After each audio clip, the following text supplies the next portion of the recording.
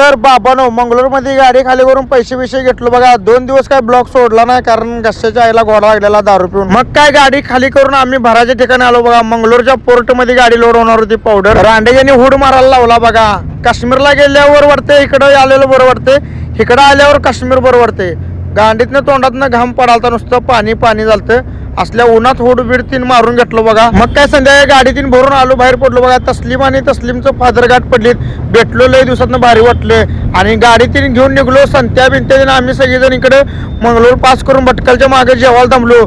मस्तपैकी बांगडा फ्राय मागवलेलो.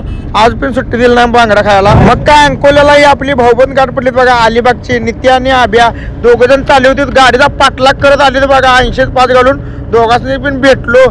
भावांची लई इच्छा होती मनापासून भेटायची त्यासनी.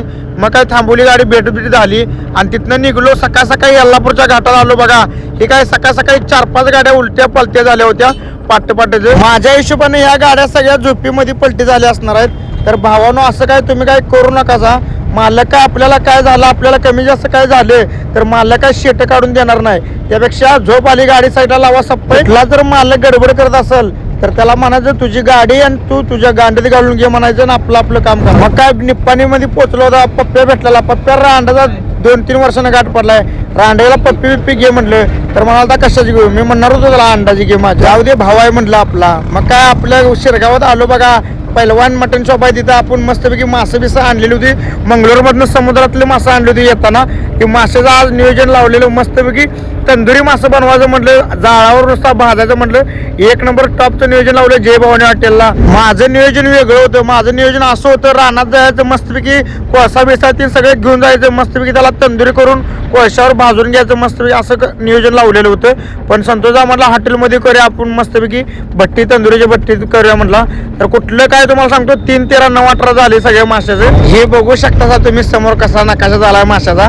परत ना आम्ही सिल्वर पेपर मध्ये मासे गुंडाळून त्यामध्ये डायरेक्ट भट्टीमध्ये डायरेक्ट फेकली सगळी मासे. आणि एक मासा तळ्याला, तर तळ्याला मासा तेवढा टेस्ट लागत होता. बाकीचं काय तुम्हाला सांगतो सगळं आंबट चिंबट पांचट लागत होतं. सगळं 3, 13, 9, 18 मासा असं जशी इच्छा होती तसं काय झालंच नाही. तळ्याला मासा तेवढा 1 नंबर टॉपचा लागत होता.